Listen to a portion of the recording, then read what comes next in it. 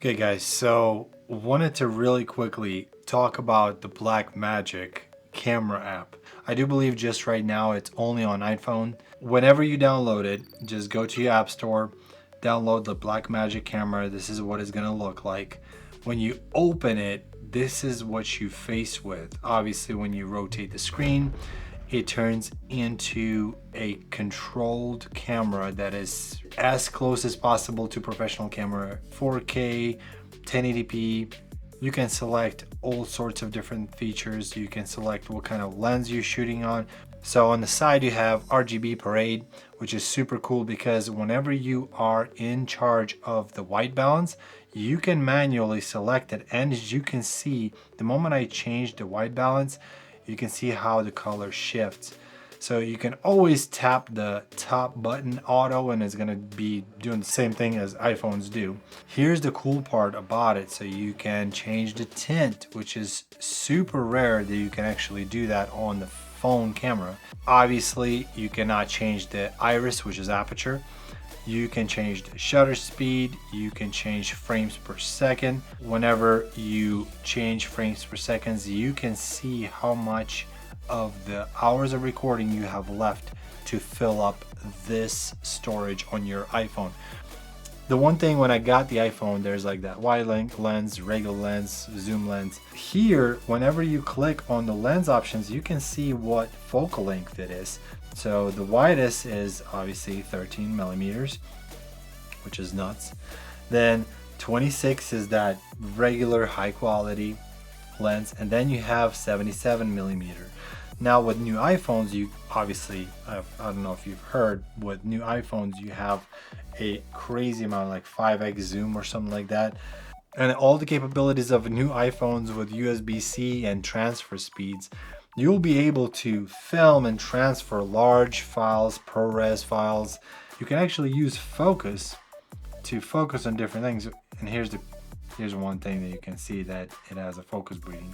There's no focus breeding compensation in here, only in Sony's, only in some Sony cameras. You can actually change it to extreme stabilization. You can do the cinematic stabilization. You can do standard stabilization. You can shut it off, which is honestly, I don't see no difference. It's less cropped in, but it's pretty good with just stabilization off. Now here's how Blackmagic gets you. They are selling right now the cloud storage, and what will happen is if you have a account with Blackmagic, when you start recording on your phone, it automatically will record and upload proxy if you want to. That if you have an editor and they are logged in, they're ready to go. And here's the cool part. They actually chat with you on this chat box. You can just text in the chat like, hey, I'm here at this location. Do you want me to shoot a shot of, I don't know, like a statue or a fountain or, square of downtown of certain location? And through the chat, your editor or whoever's in charge or whatnot, you can communicate like, yeah, absolutely. Take some shots of this. Make it like slow motion, make it, 24p. Get the recording started here. It saves the data and it starts uploading to the cloud, to the Blackmagic cloud. And the proxy is already uploaded, maybe in the process, but it's already uploaded to your editor. Your editor can start working on the footage right away. And as you collect more footage, the editor will add on and start editing. It's just, the workflow is insane now.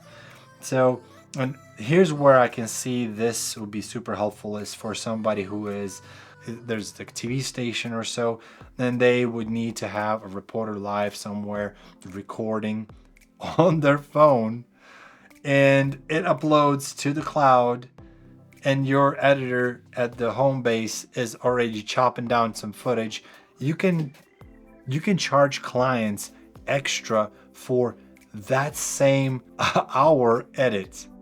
If you do have a great editor on the side that receives all the proxy media while the regular media is getting uploaded, they can actually finish with editing when you're done shooting and deliver the project to client that night or that evening right after the shoot is done.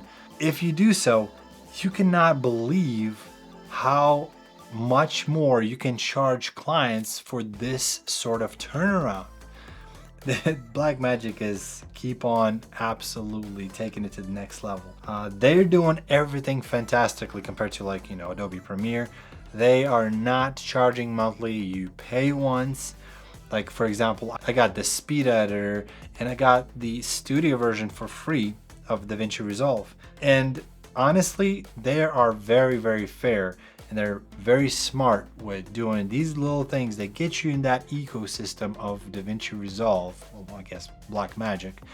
And they're doing a great job at keeping the users satisfied, but also not crossing the line like Adobe Premiere or some other ones do, which is super thankful for that. That's one of the things, again, write down if you are truly trying to do the filmmaking way. You can create a reel, you create a scene, a take, how many takes, interior, exterior, day, night. You can put some information about the shoot. You can choose camera A, so if you have multiple iPhones and you download this app, you can say like, okay, the other one is camera B, camera A is here, who's the director, product. I mean, come on. It is next level, and it is free. Something tells me that they just dropped the ball on that, because they can literally, I don't know, $5, $10 for this app, one-time payment, and they can make pretty good chunk of money, but they made it free. This is what Blackmagic takes it to the next level. Here's all the codecs that you supposedly can shoot, which is, again, majority of all this Apple ProRes, all that stuff you can shoot and then transfer. If you're a Final Cut Pro editor, you can toss it in Final Cut and get some high quality footage from what I see. I mean, anamorphic disc squeeze it's like on the iPhone. I mean, I know there's some attachments that you can attach to the camera to take it to the next level. The lens correction. Audio, that's another thing. Audio, you can plug in the DJI wireless mic, or you can do wireless go, the new 32-bit float. You plug it in, slap it on the talents or both talents, and record and get some great audio. And you can change all those things here. You can monitor. I mean, next level. Like, I honestly, you can load LUTs.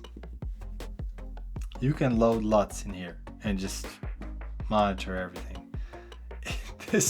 This app. Okay guys, so I just wanted to jump here and tell you all about this application, how good it is. You definitely should download it, try it out, create something awesome with it. And yeah, very, very impressed with this application. Blackmagic is doing an amazing job, even though they introduced some okay camera, but they're on the right steps to satisfy the users, and everybody switched to DaVinci Resolve. I am almost getting to the point that I'm mastering that DaVinci Resolve to the point that I actually can edit just like I do in Final Cut.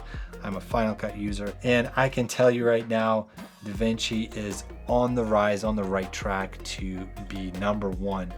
And I really, fingers crossed, because that's going to be those tools that we as videographers, photographers, creators will be using and creating something amazing. And so yeah, that's it for me. Hopefully that was somewhat informational or helpful, or you already find out about this application, you already been using it. Please don't hesitate to go down, hit the like button, slap that subscribe button if you're there already, why not?